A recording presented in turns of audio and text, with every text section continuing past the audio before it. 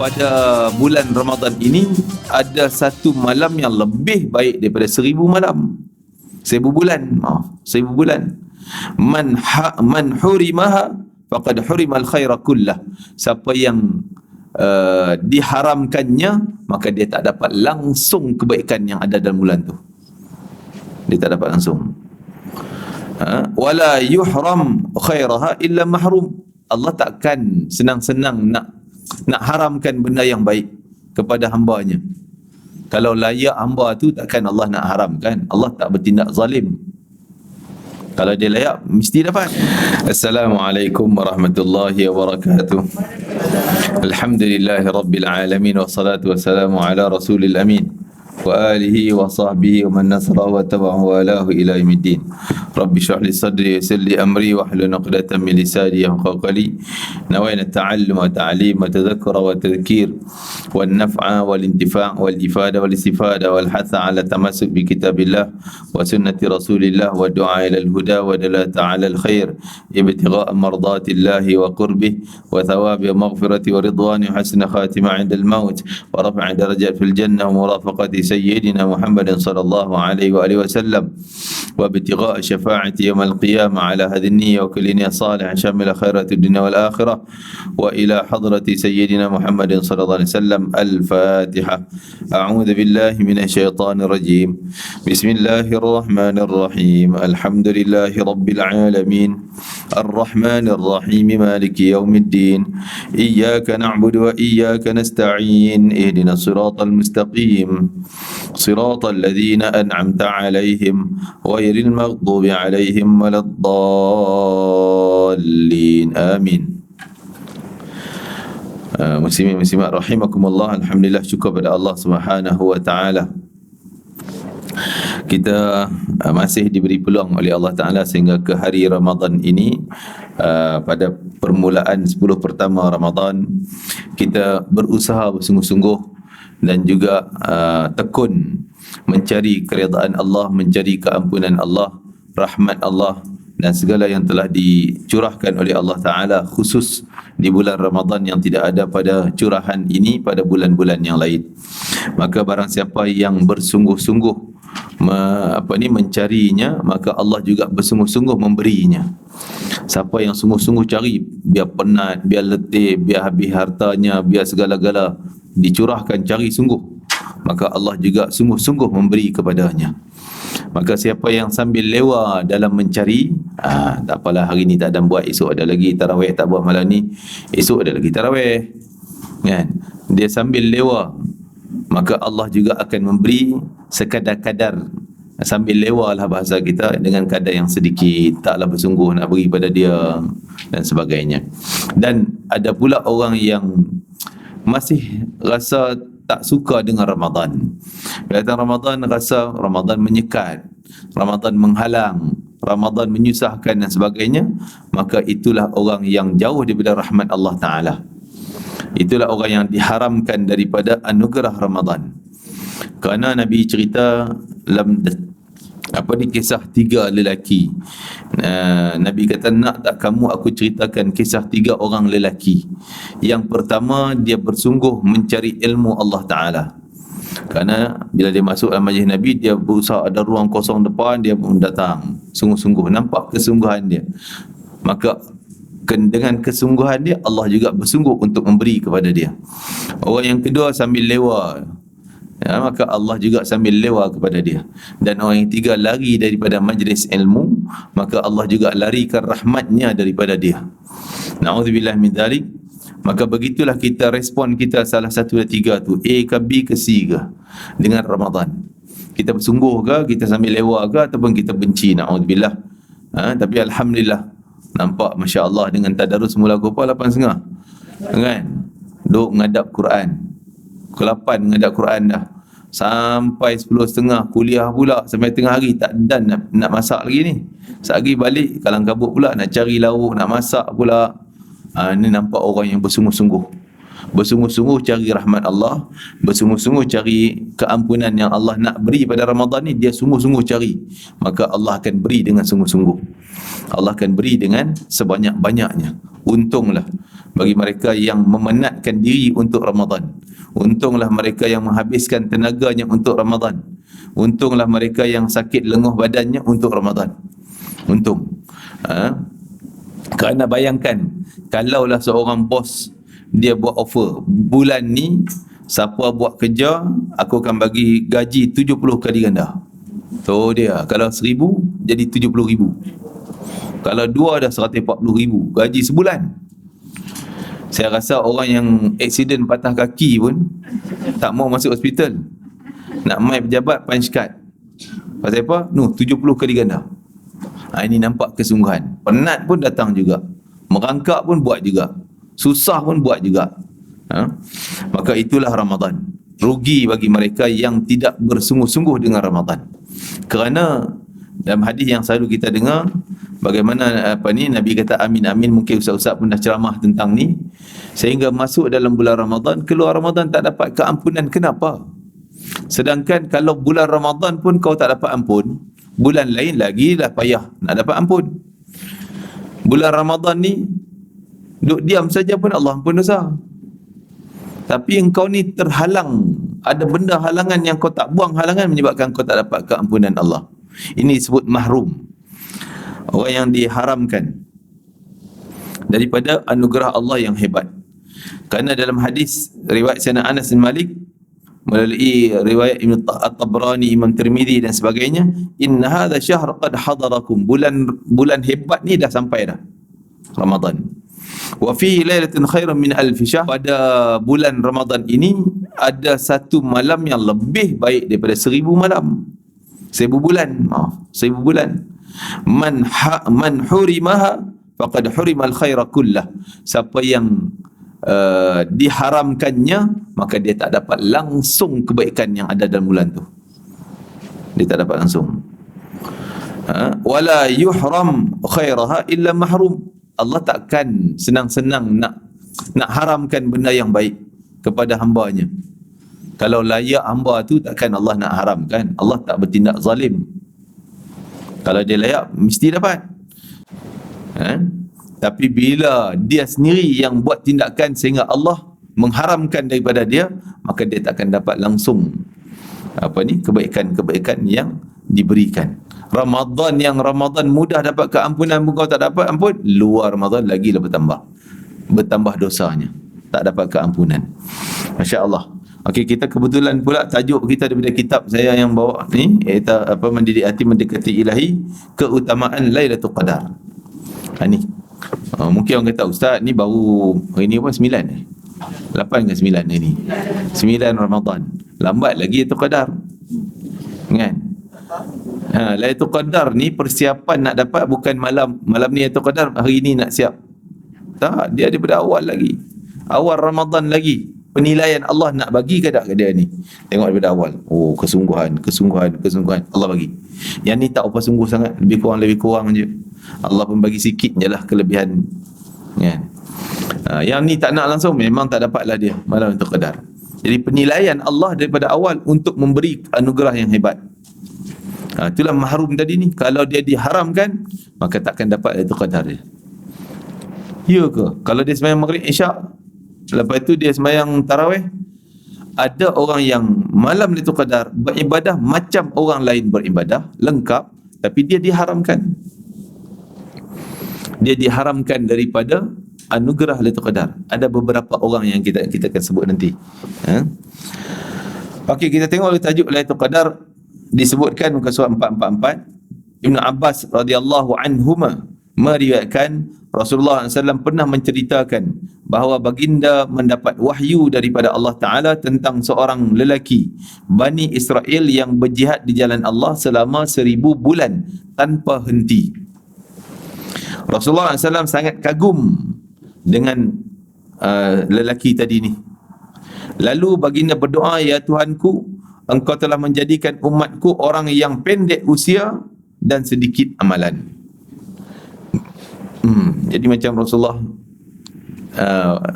kagum dengan dia, seolah macam tak nampak lah umat aku ni boleh lawan orang macam tu. Tu jihad saja dah 1,000 bulan. Berapa tahun?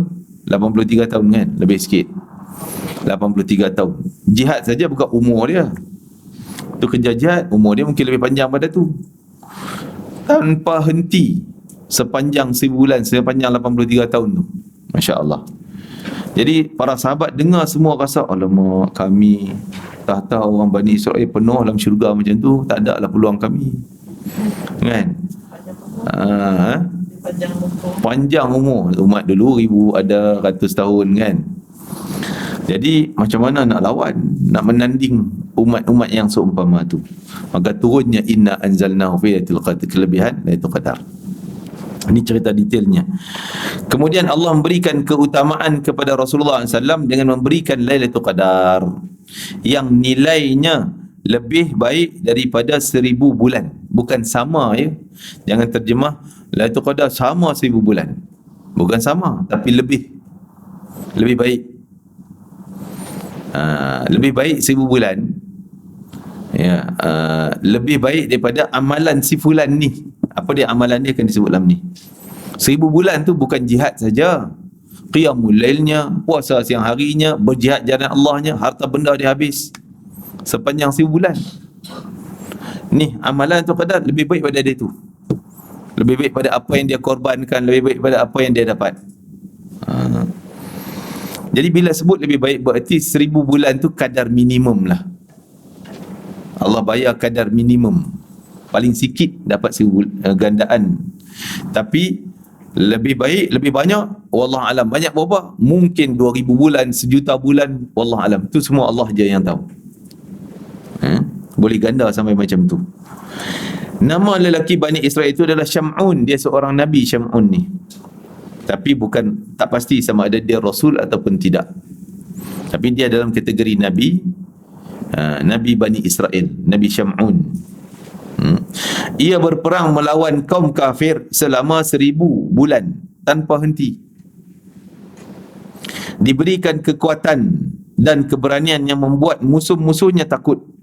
Dia juga seorang raja, maksudnya pemimpin lah, Nabi dan juga pemimpin. Seperti Nabi Sulaiman, Nabi Daud, dia raja, dia Nabi, dia orang kaya, dan juga Nabi yang saleh. Lalu kaum kafir mendatangi isteri Syam'un. Orang kafir ni nak kalahkan dia tak boleh, hebat sangat. Dia guna orang dalam. Gunalah isterinya, isteri Nabi Syam'un. Mereka memujuk isterinya bahawa mereka akan memberi hadiah perhiasan emas jika dia dapat mengikat suaminya. Jangan bagi keluar jihad lagi dah. Jadi diumpan dengan harta dunia yang banyak. Barang kemas ni, emas berkilo-kilo nak bagi kau. Itu bahayanya. Bila suaminya saleh, isterinya tidak, rosak akan terlibat juga. Maka disebutkan bahawa perhiasan tersebut dijanjikan kalau dia boleh ikat, tambat, bagi maksudnya sampai matilah. Bunuh pun tak apa. Menurut perkiraan mereka, Syam'un boleh ditangkap dengan mudah dalam keadaan terikat. Dia ingat bila tangkap tu selamatlah dia orang, senang-senanglah, mereka boleh bebas hidup maksiat dosa dan boleh jadi zalim dan sebagainya tanpa perjuangan daripada Nabi Syam'un tadi. Ketika Syam'un sedang tidur, secara diam-diam isterinya mengikat badan Syam'un dengan tali, tambat dengan tali. Namun ketika Syam'un bangun, dengan mudahnya dia memutuskan tali-tali yang mengikat tubuhnya. Bebas. Dia panggil isterinya, tanya, kenapa kau buat macam ni? Apa maksudmu melakukan kepada aku ni? Tanya dia. Maka isteri jawab, aku hanya nak test kamu. Dia sembunyi tu, rahsia tu. Saja nak test kekuatanmu. Jawab isterinya. Kaum kafir pun rasa tak lepas juga, tak berjaya juga. Maka mereka sediakan rantai. Jangan ikat dengan tali. Tali mungkin senang putus. Bagi rantai. Rantai kau tambat dia dengan rantai. Payah sikit nak putus, mungkin selamatlah ni. Lalu mereka memberikan rantai kepada isteri Syam'un dan merintahkannya agar mengikat suaminya dengan rantai itu. Isteri Syam'un pun segera melaksanakannya. Namun sebagaimana kejadian sebelum, dengan mudah Syam'un memutuskan rantai besi itu mengikat tubuhnya. Maka iblis datang pada orang kafir. Lalu dia berkata kepada mereka agar perintahkan isteri Syam'un tu untuk bertanya kepada suaminya di mana kelemahan dia. So, isteri pandailah pujuk kan, tahulah cik suami ni lemah yang mana, kelemahan dia pada cucu. Contoh kan, oh Jin masjid pi balik mai cucu, tak nampak ada pintu masjid. Kenapa? Cucu ada kat rumah Ustaz, tadarus tak pernah tinggal, cucu balik habis tak datang. Berapa juzuk, 3-4 hari cucu mai tak baca lah. Lemah dia pada cucu kan. Setelah dipujuk, Syam'un mengatakan kepada isinya bahawa kelemahannya ada pada 8 jambul di kepala dia. Rambut panjang dia ikat kan. Rambut panjang itu.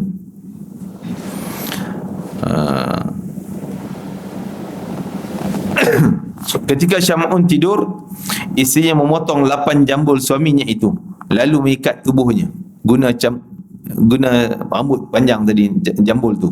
4 jambul digunakan untuk mengikat tangan dan 4 jambul diikat kakinya. Syam'un tidak mampu melepaskan diri dari ikatan itu kerana itulah kelemahan dia. Akhirnya kaum kafir boleh menangkap Syam'un, lalu mereka menyiksa dia. Telinganya, bibirnya Syam'un dipotong. Na'udzubillah, Masya Allah. Lalu badannya digantung di suatu tiang yang sangat tinggi. Syam'un berdoa kepada Allah agar diberikan kekuatan untuk melepaskan diri dari penyiksaan musuhnya ini. Allah mengkabulkan doanya Syam'un hingga ia melepaskan diri dari tali-tali yang menjeratnya tadi dan menghancurkan tiang yang digunakan untuk menggantungkan dia.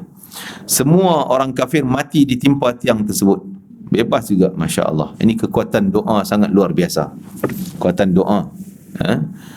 Maka orang yang makbul doanya, siapa dia?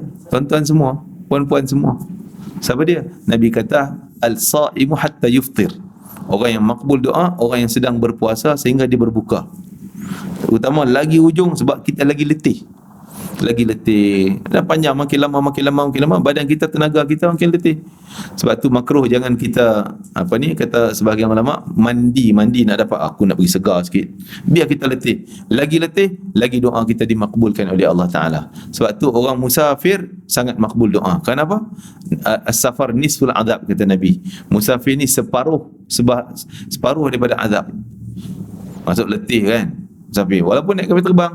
Ingat tak letih lah, malam tu fikir beg tak ni tak isi lagi, ni tak isi lagi kan. Dah letih, tak boleh tidur dah. Berapa hari dah tidur pun tak cukup, duk fikir barang-barang nak isi, letih dah kan. Itu perjalanannya lagi dan sebagainya. Jadi lagi keletihan kita untuk Allah, kita letih bukan kerana nafsu kita. Memang letih, nak raya ni Ustaz, letih nak siap tu, cat tak boleh lagi, sofa tak tukar lagi, nak tukar kulit dia lah apa segalanya, letih. Tapi itu letih nafsu. Ini letih untuk ibadah, lagi Allah terima doanya. Disebutkan cerita kisah 3 lelaki tu kan. Ni lancong pula ni kan. Kita baca dulu. Nanti jauh tak jumpa pula cerita ni, kita habis lagi. Kita baca cerita ni dulu. Disebutkan tadi doa makbul terus terputus dan mati orang kafir itu semua. Para sahabat Rasulullah SAW sangat kagum. Itu dah habis dah cerita dia. Jadi cerita Nabi Syam'un ni ada dalam bentuk dalam tafsir Imam Al-Qurtubi dan Tabari menceritakan kisahnya. Dia seorang raja. Dia minta pada Allah Ta'ala. Ka'ab bin Ahbar ni, cerita Ka'ab bin Ahbar yang dinukilkan dalam tafsir Al-Qurtubi.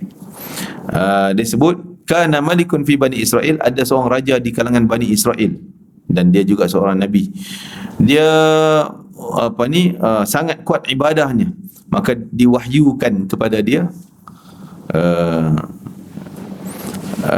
qul li fulan, tanya dia apa yang dia nak, Allah nak tunaikan. Maka dia kata, aku berangan-angan sangat supaya aku berjihad di jalan Allah dengan segala harta kekayaanku, segala anak pinakku, dan dengan diri aku sendiri nak jihad jalan Allah Ta'ala. Farazaqahullahu alfa waladin, maka dia dapat anak 1000 orang. Tu dia. Isteri tak payah tanya lah berapa orang. Ramai lah kan, tak tahu berapa orang lah. 1000 orang anak. Yuqtal fi syahrin, maka terbunuh pada setiap bulan tu seorang anak dia terbunuh.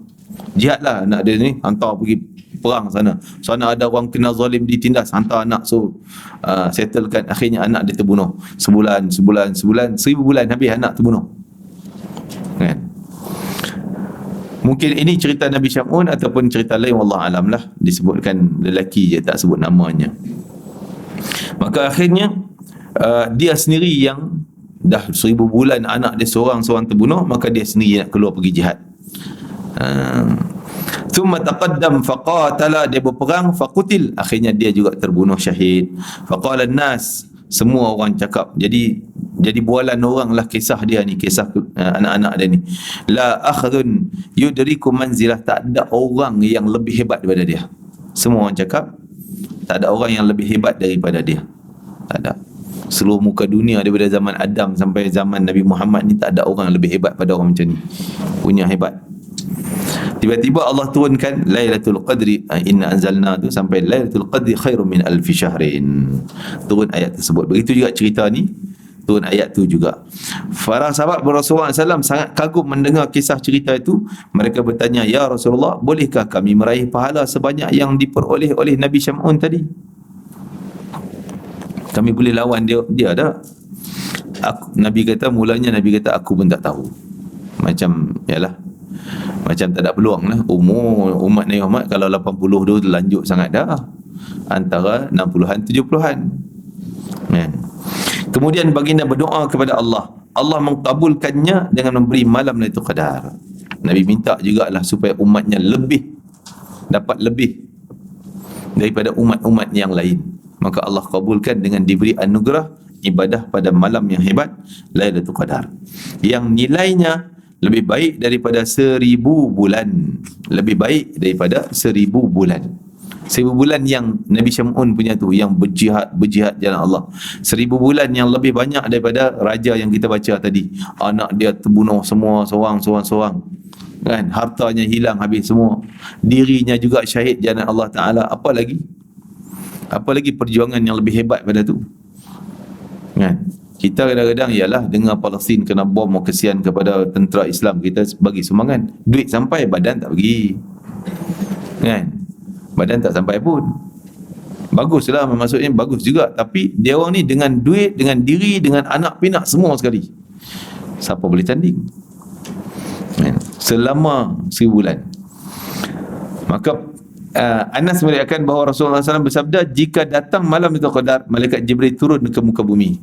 Jadi yang gandaan tadi, gandaan lebih baik daripada pengorbanan Nabi Syam'un dan juga raja yang seumpama ini. Kita cerita tadi. Yang malamnya qiyamul lail, siangnya puasa 1000 bulan tu, puasa dan jihad. Puasa dan jihad jalan Allah Ta'ala. Berjuang. Dengar sana ada orang ditindas, pergi. Orang sana ditindas, pergi tolong. Jihad jalan Allah Ta'ala. Masya Allah. Jadi Lailatul Qadar kita lebih baik daripada dia yang malamnya sepanjang 1000 bulan tu qiyamul lail, yang siangnya sepanjangnya puasa dan jihad. Yang amalan Lailatul Qadar lebih hebat. Allahu Akbar. Kalau macam ni lah, kalau kita nampak betul ganjaran ni, tak ada siapa yang sanggup tidur pada malam tu. Walaupun ialah tidur pun ibadah, tapi kita nak maksimumkan ibadah. Ibadah tidur, ibadah, tapi taklah maksimum, tak banyak. Nak maksimumkan dengan sembahyang sekian banyak, dengan Quran sekian banyak, Masya Allah. Kan? Jadi apa kita nak buat sepanjang malam? Malam Lailatul Qadar yang nama qiyamul lail pada malam tu bermula daripada maghrib sampai isyak, sampai subuh, azan subuh, penamatnya. Kadang-kadang kita faham, tidur dulu pukul 1, 2 bangun, nah itu baru qiyamul lail. Tak, yang namanya qiyamul lail, Imam Hasan al-Basri kata dapat ganjaran Lailatul Qadar kalau dia dah berjemaah maghrib, berjemaah isyak, berjemaah subuh, dapatlah amalan Lailatul Qadar. Cuma kadar yang dia dapat kadar fardu, ganda fardu je, tak maksimum. Kita nak lebih pada tu, maka isilah daripada maghrib kita. Kalau mampulah, mula dah i'tikaf daripada maghrib, tak keluar sampai ke subuh kalau mampu, kan? Kalau masjid kita sediakan untuk muslimat ada tempat ke, boleh. Maghrib kita buka puasa sini contohlah. Lepas itu isilah pengajian ke apa ke Quran dan sebagainya. Kurangkan benda yang tak datangkan pahala. Sembang-sembang, tanya duk mana macam ni? Kat kampung ni, kenal dah Mak Miah tu. Kenal lah, dia kenal ni, totek. Cukuplah, berhenti kejap. Cuti kejap. Sembang dengan Allah. Ni bismillahirrahmanirrahim. Allahu la ilaha illallah. Sembang dengan Allah. Sembang dengan orang kita stop. Bukanlah nak sombong tu. Duk mana? Sombong sangat pula, kan? Kita kena faham lah. Jangan memperbanyakkan ataupun menyebabkan masa kita untuk Allah tu makin sikit. Potong dah setengah jam duk sembang. Setengah jam makan. Tu dia makan setengah jam. Teruk juga ni makan setengah jam ni. Kan? Bukan makan banyak, tapi masa makan tu habis. Kalau boleh, bulan puasa kita kurangkan yang tamanya kurang makan dan kurang masa makan. Ni makan sikit tapi cek. Senyum gelak-gelak, sembang-sembang, nyek-nyek, satu cucuk. Rugi masa tu. Detik berlalu tu rugi. Kita nak maksimumkan masa berapa jam, 11 jam tu, malam yang 11 jam, 12 jam tu untuk Allah, untuk ibadat akhirat kita. Maksimumkan. Maka antara cara kita nak maksimumkan ibadah, duduklah masjid, i'tikaf. Kerana bila duduk i'tikaf, setiap detik berlalu, walaupun kita diam termenung, letih dah baca Quran, letih semayang, duduk, tak tahu nak buat apa, pahala jalan. Kerana i'tikaf dalam masjid. Kalau di rumah tak jalan, baca baru jalan, ya. Dan satu malam i'tikaf di rumah Allah dijauhkan daripada api neraka sejarak 3 parit. Satu parit jauh mana? Antara langit dan bumi. Itu 1 kali 3. Kan? Tu kalau yang bukan Lailatul Qadar. Kalau Lailatul Qadar, gandalah 1000 bulan. Lebih pada 1000 bulan tu. Kan? Gunakan masa maksimum semaksimumnya. Maghrib kita isi sampai Isyak. Kan? Isyak dengan Isyak tarawihnya. Lepas tarawih tu kau nak rehatlah sekejap. Okeylah, untuk ambil tenaga malam ni. Kalau ada mampu kuat tak tidur langsung pun tak apa. Kalau dia nak duduk sekejap lah, Tenyengguk sekejap, okey tak apa, dah segar dah kot, buatlah semaksimum yang mungkin. Azam sungguh-sungguh daripada hari ni, dan minta daripada Allah sungguh-sungguh daripada hari ni untuk Lailatul Qadar. Ya Allah, izinkan kami beribadah dengan sesempurna ibadah pada malam Lailatul Qadar, dan berilah anugerah-anugerahmu seperti mana kau berikan kepada hamba-hambamu yang saleh. Minta biar kita sama level dengan orang macam tu, dapat sama level dengan orang macam tu. Jangan kita tengok, alah aku ni bukan ahli buat banyak-banyak pun. Jangan tengok kemampuan kita. Kita tengok rahmat Allah yang luas. Allah nak bagi banyak tu, minta. Ya. Sehingga Allah marah, Allah benci pada orang yang tak suka nak minta. Man lam yas'alillah yaghdab alaih. Siapa yang tak suka minta pada Allah, Allah benci ke dia. Itu kadar minta lah. Minta tu jangan minta yang kecil-kecil, minta yang hebat-hebat. Firdaus a'la, syurga Firdaus, amalan ibadat yang paling banyak, khatam kalau boleh, ya Allah izinkan ku nak baca Al-Quran 30 juzuk malam itu qadar. Kan? Jangan tengok kemampuan kita, minta Allah, jangan tengok kemampuan kita.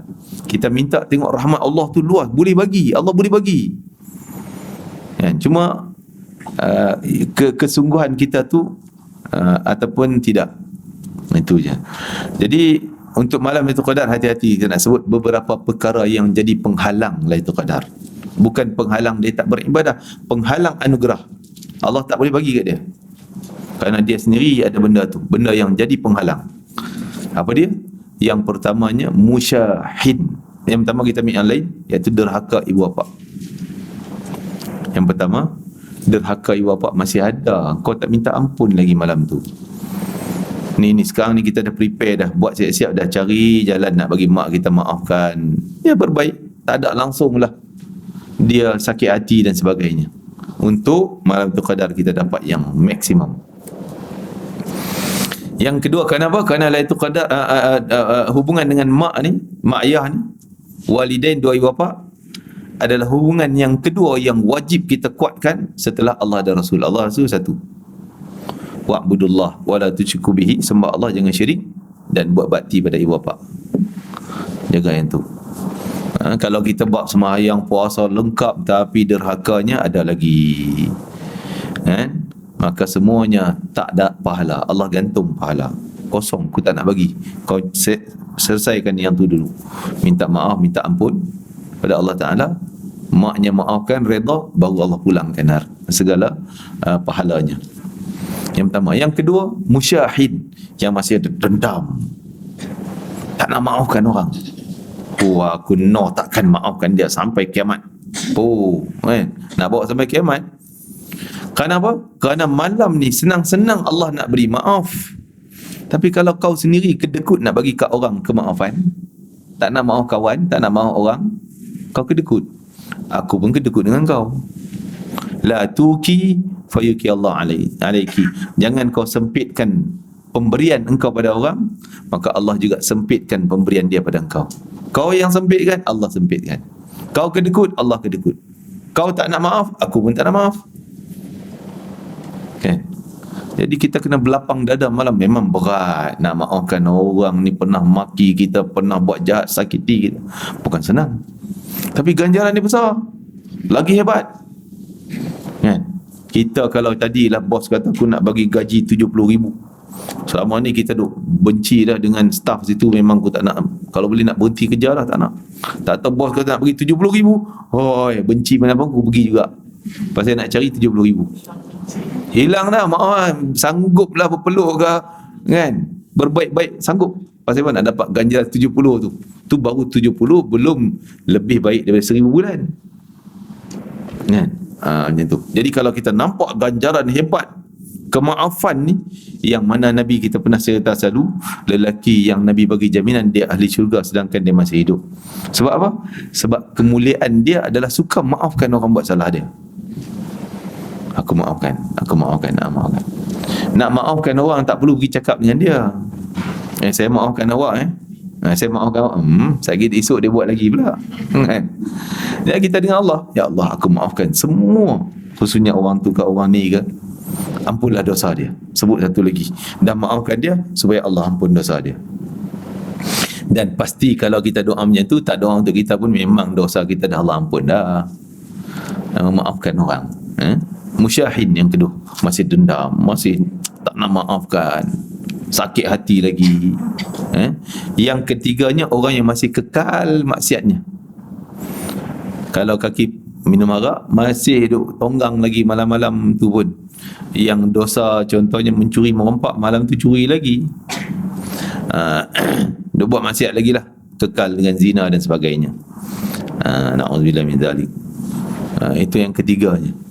Dan yang keempatnya, pada malam tersebut orang tu tak bersungguh. Dia tak bersungguh sambil lewat malam tu kadang saya tidur dulu. Dia rasa macam malas nak bersungguh-sungguh.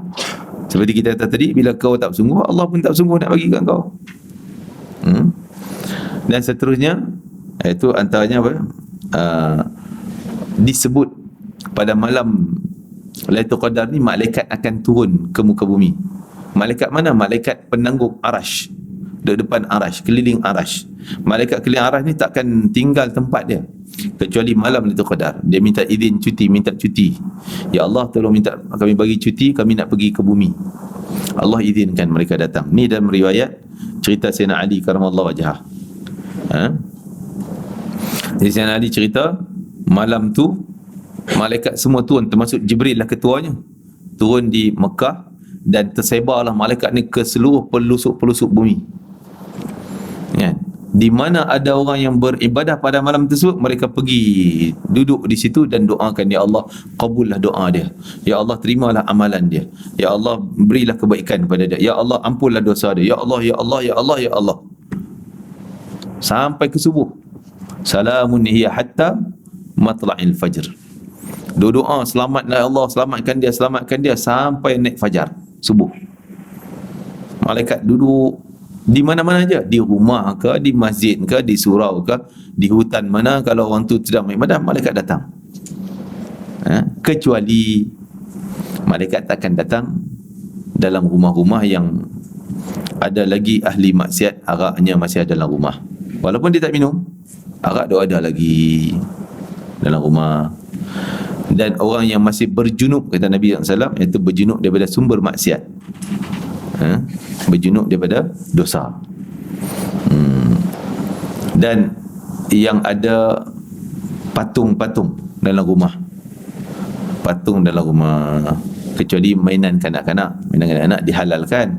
Ni patung yang jadi perhiasan, binatang yang jadi perhiasan. Kalau kita bolehnya kita buang benda tu, kan? Ini malaikat tak nak datang, tak nak rekomenkan ibadah dia tu, kerana dalam rumah tu ada benda-benda macam tu lagi disebutkan. Itu antara beberapa perkara yang saya sempat ingat lah. Saya duk cari nota saya dulu, saya beliskan ada 9-10, tapi ialah ilmu dalam buku, kan? Ilmu dalam buku, bukan dalam dada. Bila hilang buku, hilang ilmu. Allah Akbar. Itu antara perkara yang jadi penghalang seseorang daripada kelebihan anugerah malam Lailatul Qadar. Jadi termasuk tadi orang yang tak berminat. Bayangkan kita nak bagi 70 kali ganda punya gaji, dia masih tak nak datang. Tak sakit, tak apa, malas nak datang kerja. Kalau dia datang pun aku tak nak bagi. Pasal nampak hari pertama kedua dia malas nak buat kerja. Ni nak bagi 70,000 pun malas, kan? Kalau dia datang pun kita dah rasa benci dah nak bagi. Kan? Na'udzubillah min dzalik.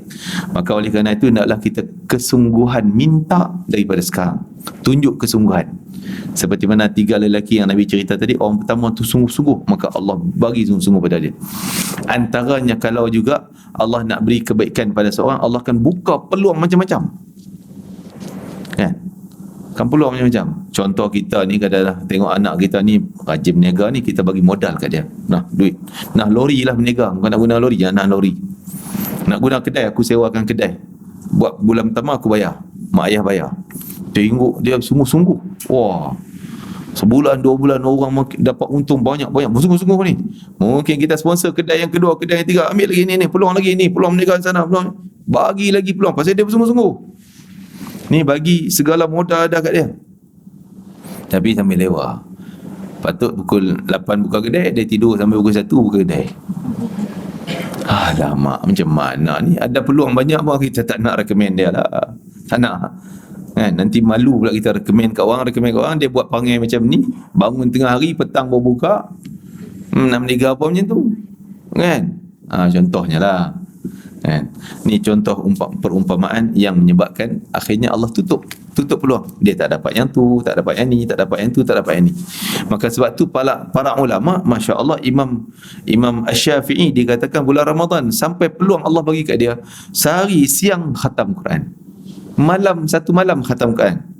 Maksudnya 24 jam tu 2 kali khatam Al-Quran. Kita fikir, ya ke Ustaz, ngawut lah. Kita baca 1 juzuk pun kat 2 jam tu pun tak dan nak habis. Kak Salah bagi 2 jam tak dan, kan? Nak minta lagi nak habis 1 juzuk sehari. Jadi barakah masa, dan bila dia pandai menggunakan peluang, Allah bagi peluang yang lebih besar. Mungkin orang lain takkan dapat kalau tak berusaha macam dia, kan? Sebab tu kita tengok bagaimana bulan Ramadan para sahabat sanggup pergi perang Badar. Peluang yang besar tu Allah buka lagi peluang.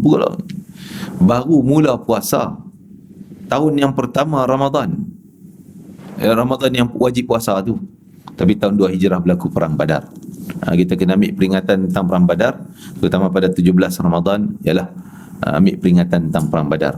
Masya Allah, yang pernah pergi Badar, tengoklah keajaiban Badar, kan? Jadi kita pergi sana, Masya Allah, tengok antara yang paling mengkagumkan ni, kawan saya ni, Arifin ikut saya, pergi bawa dia sekali, dia rajin ambil gambar, kita bawa dia sekali pergi sana. Tengok satu bukit pasir tu, dikatakan bukit malaikat.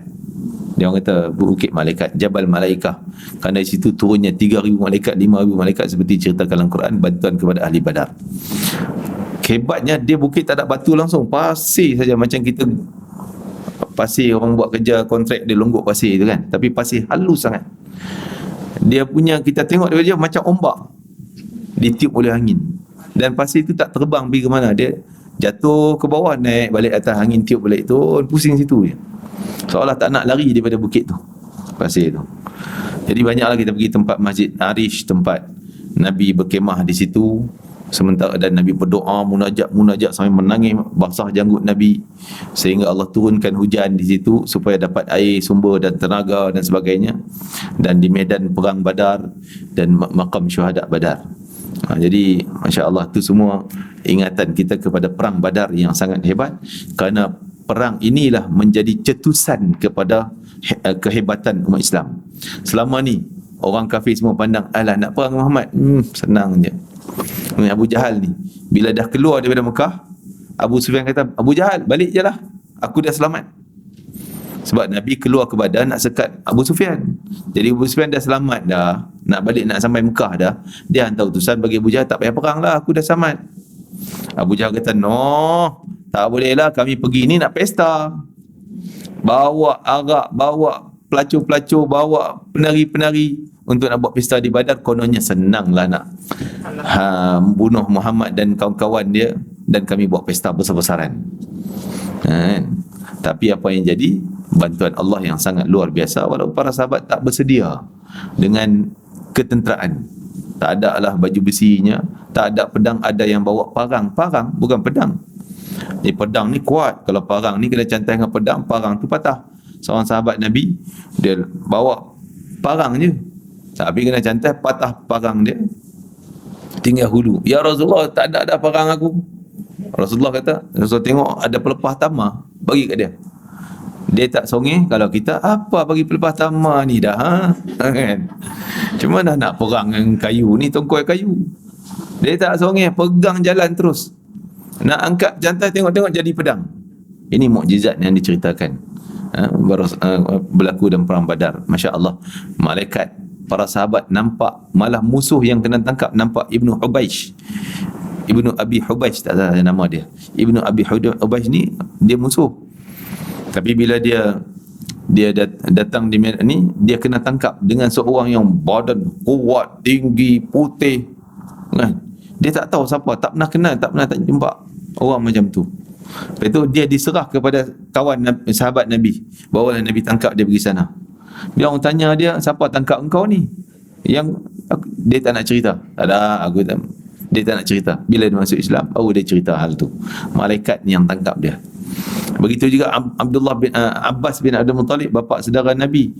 Abbas ni badan sasar, tinggi, besar, payah orang nak tangkap dia. Tapi yang bawa dia kepada Nabi, Abdullah bin Mas'ud. Abdullah bin Mas'ud ni orang kecil, kerdil, kan? Betih dia 2 jari sahabatnya, kecil.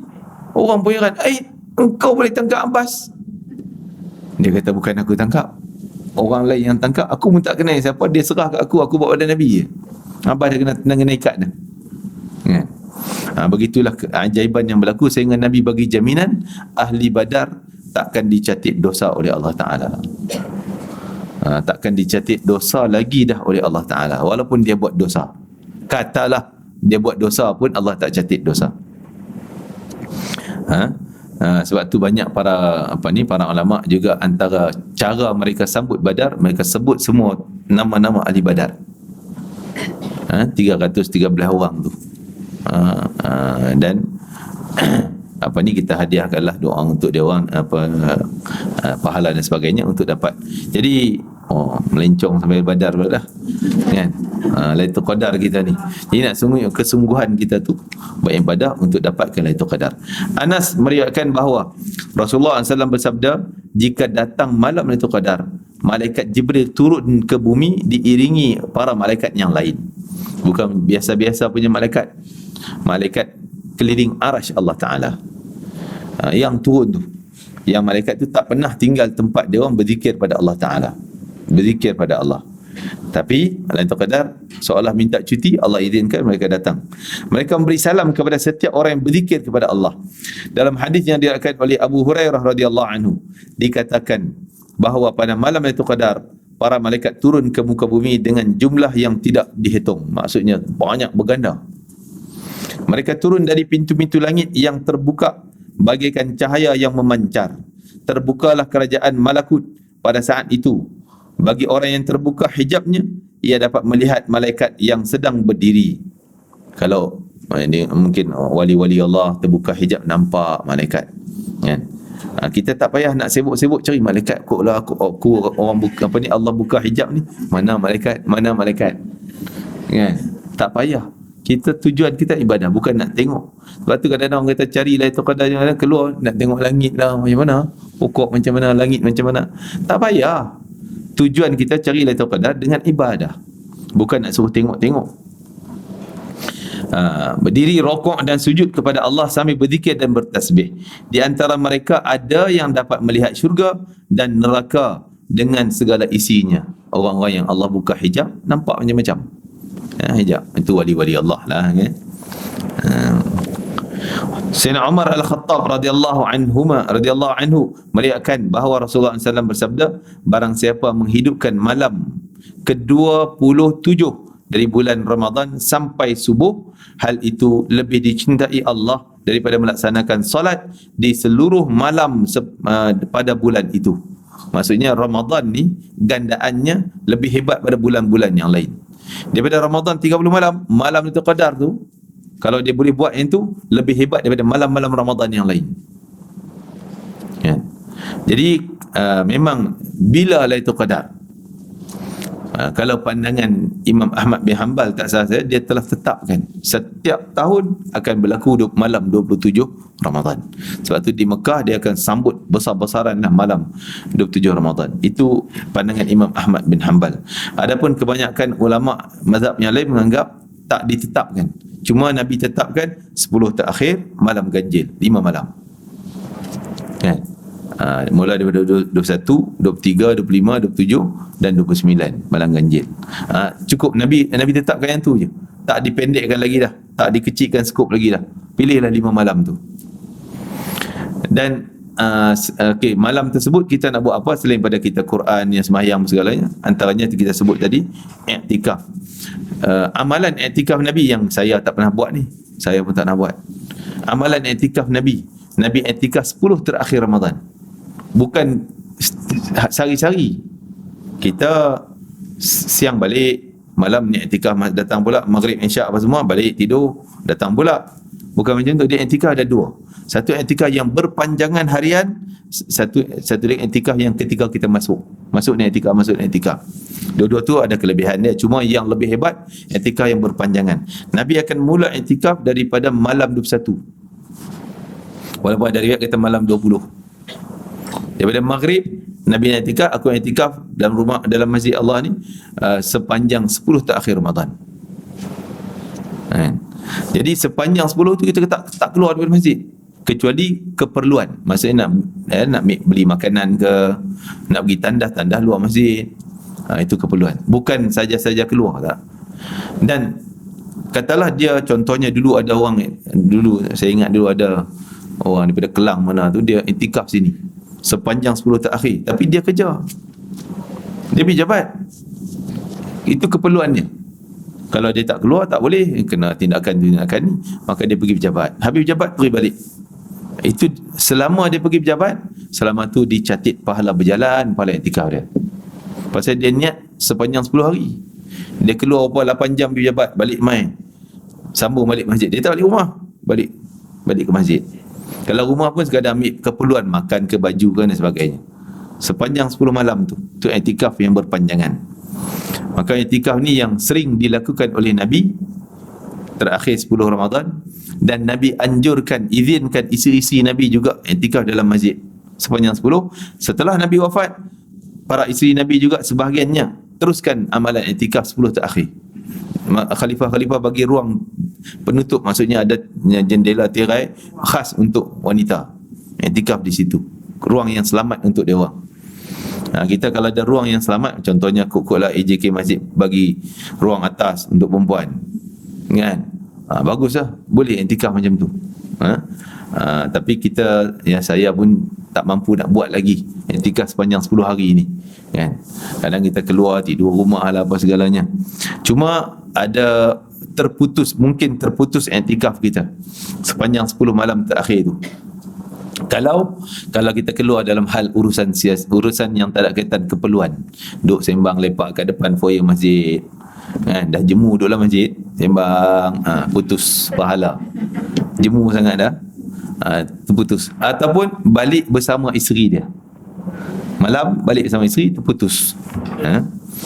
Ataupun patut keperluannya pergi ambil barang dalam setengah jam selesai, tapi dia lewat jadi 2 jam duduk di rumah dulu dengan anak-anak apa semua, balik mai, terputus kerana dah kira perkara yang bukan keperluan. Maka amalan yang ini yang sangat hebat dan pasti sepanjang malam dapat pahala Lailatul Qadar. Malam 27 mesti kena je kan. Kalau malam 27, Imam Haddad buat satu formula nak tentukan. Ni formula ni bukan kita kata mesti yang tu tepat, tapi itu sekadar pengamatan dia dan pengalamannya. Apa formula yang dia buat? Iaitu kalaulah malam ganjil 5 malam tadi bertembung dengan malam Jumaat, ini harapanku peluang besar jadi Lailatul Qadar. Dia gabung malam kelebihan malam Jumaat dengan malam ganjil. Takkan berlaku dua kali dalam satu bulan Ramadan tu, takkan berlaku 2 kali ganjil bertemu Jumaat. Mana ada? Sekali je. Kalau tak bertemu dengan Jumaat, tak ada langsung lah 21, tak 23, 27, 29, tak ada bertemu dengan malam Jumaat, yang bertemu malam Isnin. Itu harapan. Bukan kita kata mesti yang ni, tak ada yang lain. Tak, mungkin boleh jadi yang lain juga, wallahu alam. Tapi itu pengamatan dan pengalaman Imam Haddad. Jadi kalau ikut Imam Ghazali, saya tak ingatlah formula dia. Kalau Ramadan pada Isnin akan berlaku 27, tak salah saya. Kalau Ramadan Ahad berlaku malam ni, ada formula dia Imam Ghazali. Walau bagaimanapun, kalau kita pegang 10 terakhir kita i'tikaf tadi, tak pernah tinggal, memang sah dapat. Ataupun sekurang-kurang 5 malam ganjil tak pernah keluar masjid, memang sah dapat. Maka malam tersebut apa yang kita nak buat? Sayyidina Aisyah juga pernah tanya, doa malam tersebut makbul, aku nak doa apa? Doa yang diajarkan oleh Nabi, Allahumma innaka afuun tuhibbul afwa fa'fu anni. Ulang, ya Allah, engkau suka memberi kemaafan, maaflah aku, berilah kemaafan pada aku. Engkau sangat suka kepada kemaafan, maaflah aku. Bila sebut dengan maaf ni lagi bahasa yang lebih halus, jadi pengampun, jadi terima taubat, dan segala salah kecil-kecil punya kesalahan pun Allah padam habis semua bila Allah maafkan. Dan selain itu doa kita, hajat kita masing-masing lah. Kita berdoa, kita salat, kita baca Al-Quran. Hidupkan malam tu, jangan matikan malam tu dengan tidur. Tidur tu mati malam tu, tak jadi. Nabi sebut, man qama lailatul qadri imanan wa ihtisaban. Siapa yang berqiyamul lail pada malam, sepanjang malam Lailatul Qadar tu penuh keimanan, yakin bahawa ini kejayaan dan mengharapkan balasan daripada Allah Taala, ghufira lahu ma taqaddama min dhanbihi wa ma ta'akhkhar. Diampun dosa dia yang dulu dan dosa yang kemudian. Semua Allah padam.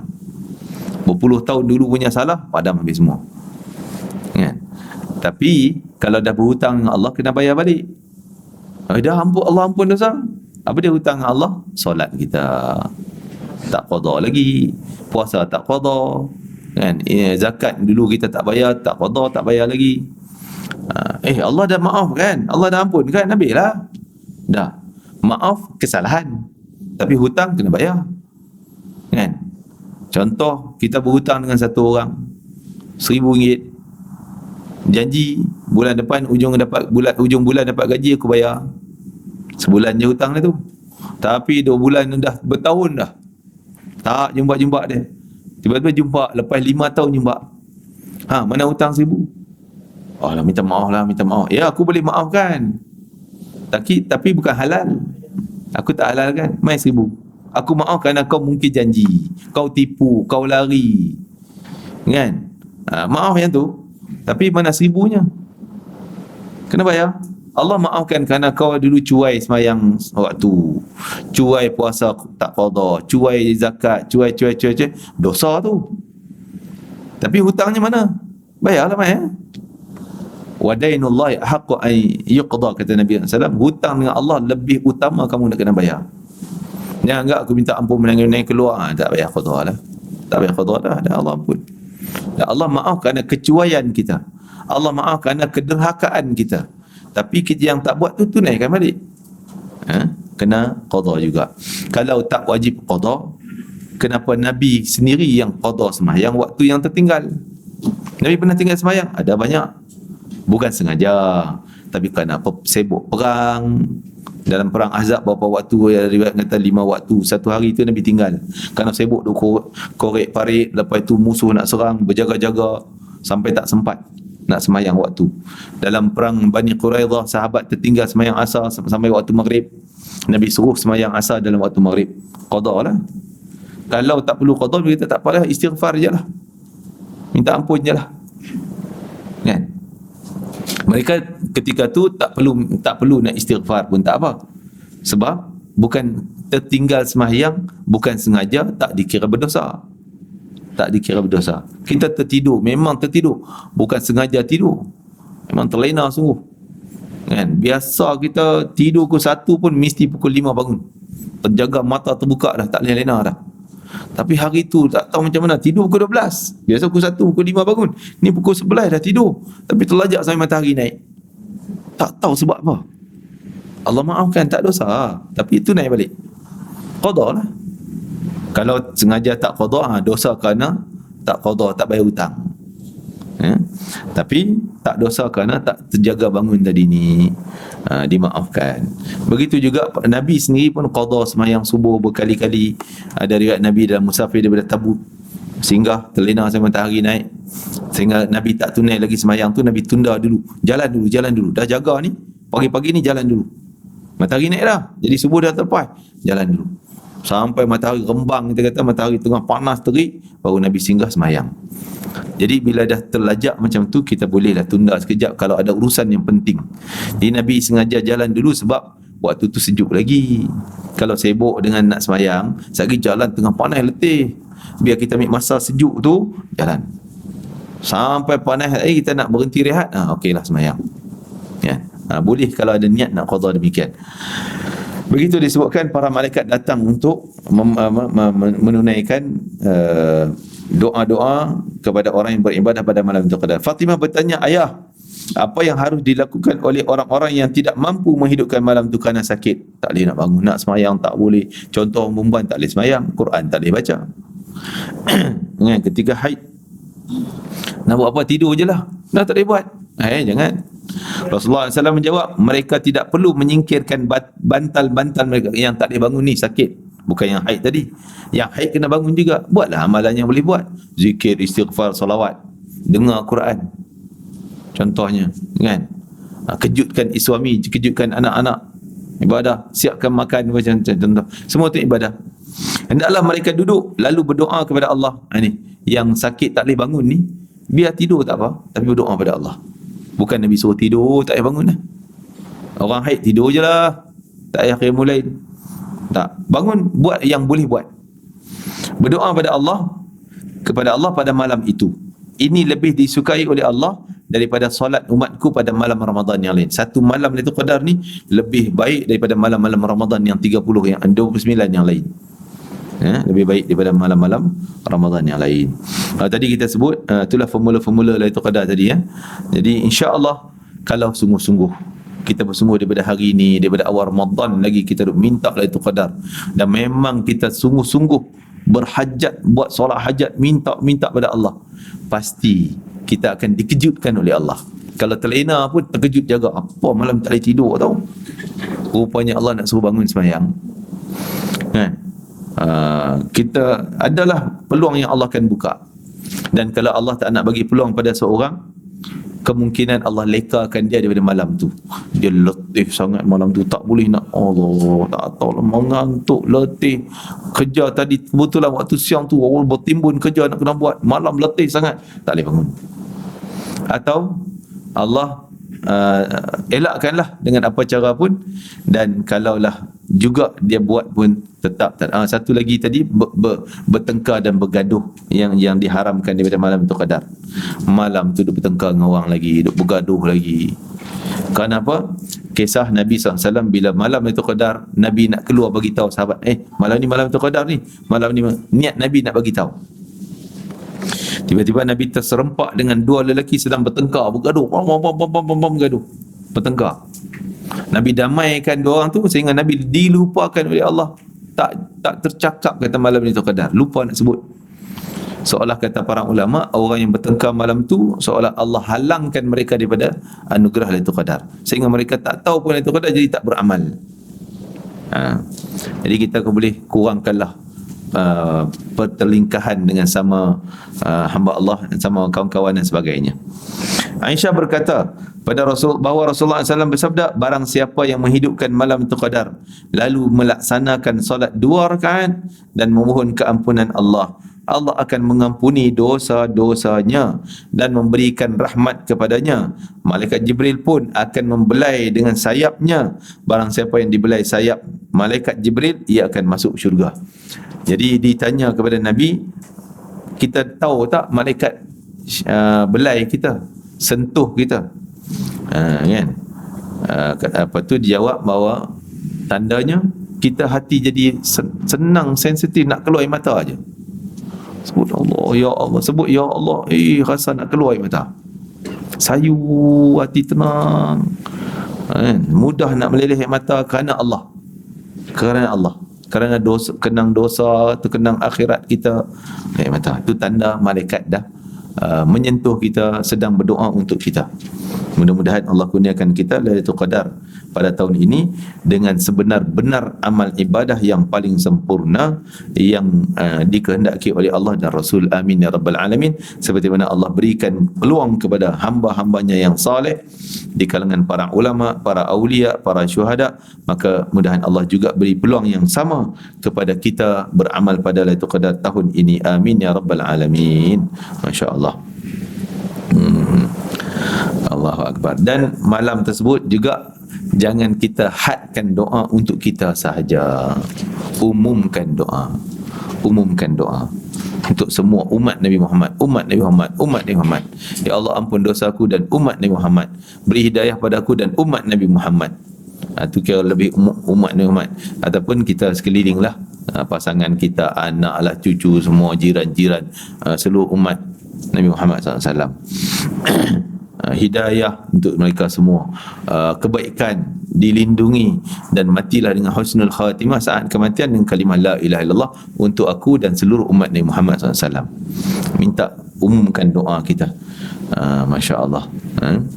Jadi untunglah bagi mereka yang mungkin ada orang yang tak sempat, yang meninggal lepas segalanya. Mungkin mereka dah ada niat daripada awal lagi, minta ya Allah balighna Ramadan, kita doa Syaban Ramadan dengan Rejab Syaban, dan di situ disulit ya Allah dapatkanlah aku sampai akhir Ramadan dan itu qadar, tiba-tiba tak sampai dia. Maka insya-Allah Allah bayar pahala bergantung pada niat dia yang ikhlas, niat dia yang suci, pahalanya dapat walaupun dia tak sempat pun dia dapat. Jadi itulah peluang yang diberikan. Masya-Allah. Mudah-mudahan kita sentiasa minta lah tolong doa untuk saya, samalah kan, hajah apa ni, semua yang datang kelas hafalah ni orang saleh salihah, doa makbul, doakanlah untuk saya juga kan, untuk kita semua lah, umumkan. Wallahu taala alam. Ada soalan apa? Ya.